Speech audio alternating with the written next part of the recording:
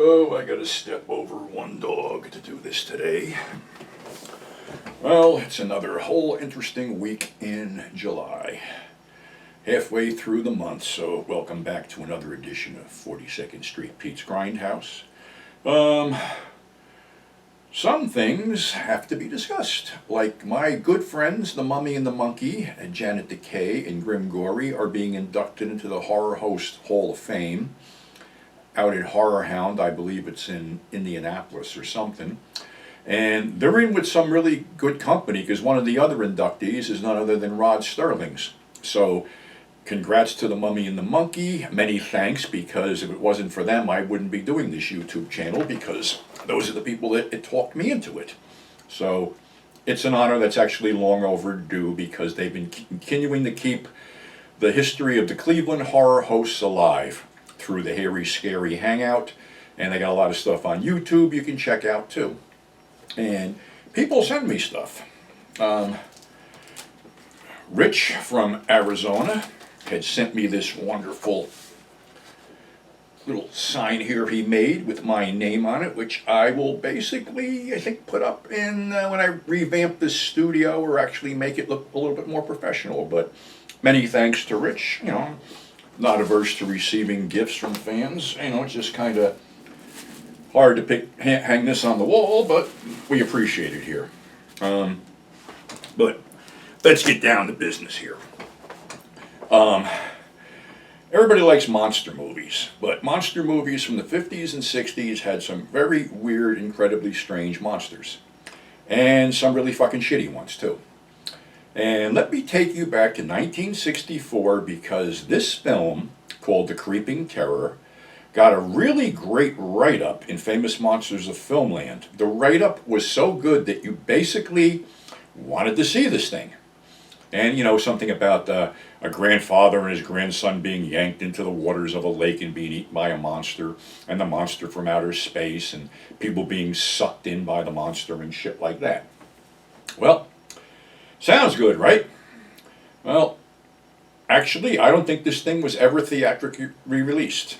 It became like one of those things in the middle of my brain that I didn't see until I came home one late night at 5:00 in the morning, and it was playing on an off station.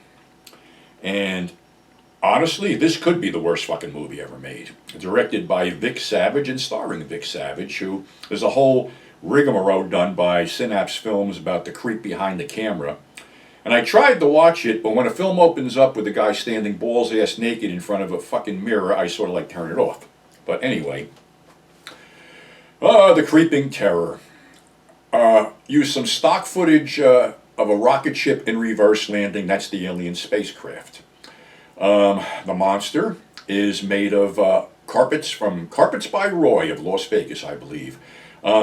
This film was actually one of the last theatrical films shot out at the Span Ranch before the Mansons took it over, the Manson family. There was a rumor floating around that they were involved in it, but no, this was in '64. I don't think they showed up until later on. But anyway, this monster is made of fucking carpets. It's pretty big, and it looks like the old, the horse costume with the guy in the front and the guy in the back. Well, that's what it looks like.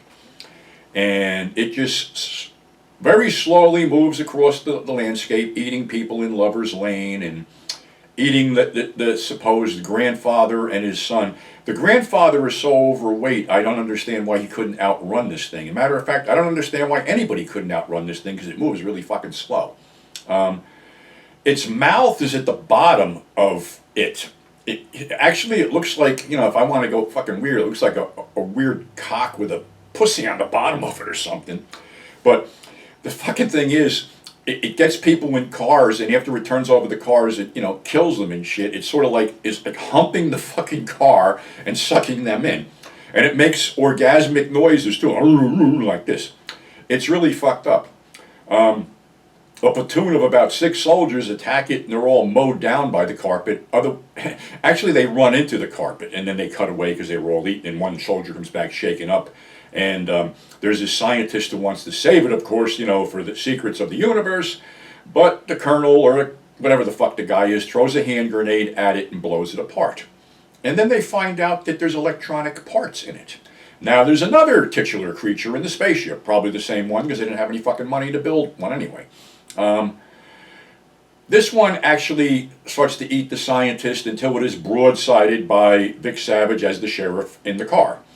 And before the guy dies, he tells them that basically these creatures are machines that eat people and then transmit the data to the alien invaders on another planet. And Vic has to get in there and stop the computer. Well, he comes out and says he couldn't stop it. So the scientist dies, and since 1964, we've been waiting to be invaded by carpets that munch us, instead of us munching carpets. As someone who has munched a lot of carpets in his lifetime, I actually enjoyed that, but that's beside the point. This film just got a 2K scan from Synapse, you know, like another company. It's a fucking waste of time. But anyway, like I said, I just checked it out, and I remember, you know, like I said, coming home late at night and seeing this mess, you know, at 1:30 in the morning. It's not good. It's not even good stoned. I guess Mystery Science Theater must have done a real job on it. I'll have to look that one up. But there's nothing, nothing redeeming about this whole thing. It's something about that either they lost the dialogue track or they never had one to begin with, and people came back and synced stuff in. You know, sometimes they're talking, then all of a sudden the narrator takes over, and there's this whole weird thing about how Sheriff Vic just got married, and his buddies like taking umbrage to the whole thing because when you get married, you got to hang out and screw your wife, and obviously this guy doesn't have anything to screw, so he wants to hang out with Vic and his wife. It's real weird, it's real creepy, and it's not a good film. But I know you'll probably run out and see it after I talked about it, so that's nothing wrong with that. But, you know, like I said, have your sense of disbelief on hold, and make sure you have a shitload of this, because that's the only way you're going to fucking get through it.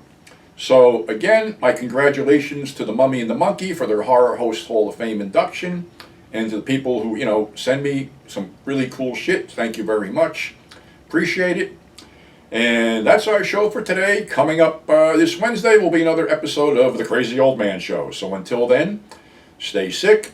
Thanks for subscribing. Thanks for tuning in. And we will catch you on the flip side.